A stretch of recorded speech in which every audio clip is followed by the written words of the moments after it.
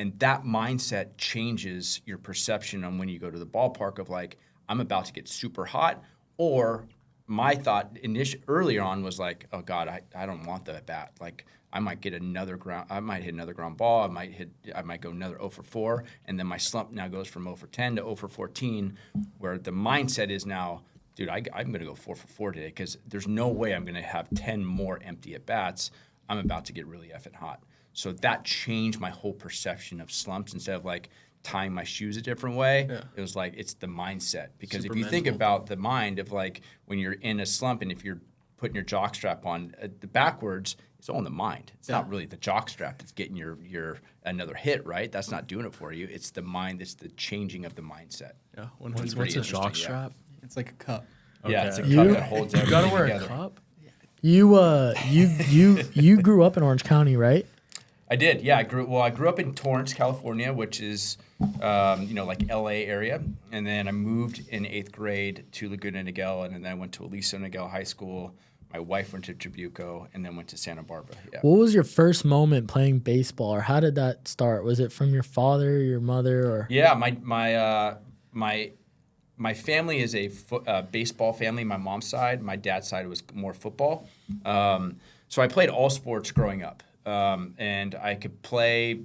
I was pretty athletic, but my love for baseball was just because of I just was a little bit better at it, but I also didn't make all-star teams. I also didn't make travel ball teams. I didn't make area code teams. Like I wasn't like this top prospect kid of Orange County or LA County. I was just, pretty good player. But my dad was more football, so I had kind of the football mentality playing baseball.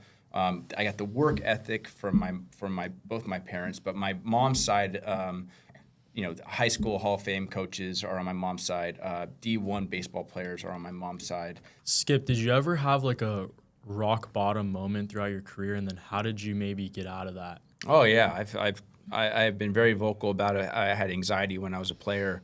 I had this fear of a ball being hit to me. I did not want the ball hit to me. I played outfield majority of my career, and then in 2009 they put me into infield. And I'd never played second base before. And St. Louis Cardinals, like you're expected to win the World Series. You're not expected anything less as a failure. And that's how I was raised. And so now I'm playing in a position where I'm not comfortable playing. Every play is supposed to be made at the major league level, trying to win a World Series. And I was like, oh my gosh, this ain't going to work. Was it like that every game though, or how did you feel comfortable? When did you feel comfortable? Yeah. So nobody wants to feel embarrassed on a field. Right, you don't want to feel embarrassed right here in your profession, like with 50,000 people on ESPN, not top 10 plays. Like you don't want to be that guy. So I had to figure out how to get through it. I'm a believer. I'm a Christian, so that helps. Of like diving through that and thinking about the plan. But that didn't always work for me either. So honestly, like I got involved. Adam Wainwright and Matt Holliday were instrumental in helping me get through it. And this is crazy because I started going to children's hospitals and visiting kids. And what happened was I thought I was really helping them out and making their day better.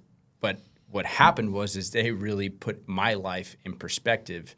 And I'm like, does the ground ball really mean that much? I mean, what these kids are going through. So it changed kind of my view on like what really matters. And so, Matt Holliday and Wainwright are just the most incredible people I've been around. But, it kind of shows like, all right, see what's going on here? Like that ground ball. Now, they didn't say it like that, but I know that it was kind of like what they were saying without saying it. And they didn't know it at the time, but it really, really helped me. So I think when you put stuff in perspective, like rock bottom was me not wanting to go to the field, me not wanting to be in the lineup, me not wanting a ground ball hit to me in a leveraged spot. That's as bad as it can get. And then it completely changed when I started doing those. There's like the fear of failure in a way too, right? Yeah, but what's crazy about fear is like it's the unknown, right? It's like the future. You don't know what's going to happen. That's fear. That ball comes to you and then you drop it, and it's but it's all of what ifs. Yeah. Right? Yeah. That's fear. And that could totally mess up your game. Exactly. But like you're crazy. always thinking about the stuff that possibly could happen. That's fear.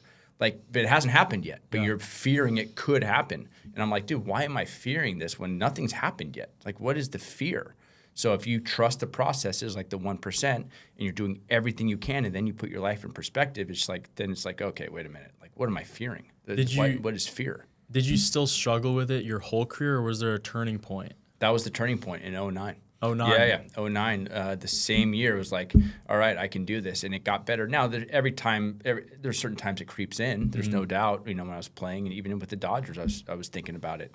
But it got to the point where, like, all right, I did everything I possibly could to prepare for the game. I treated my body the right way. I worked hard. And then the other side of it, the perspective side of it, it's like, dude, what's the fear for now? It doesn't make any sense. Nothing to worry about. Well, it's just like you're thinking about stuff that hasn't happened yet. Why?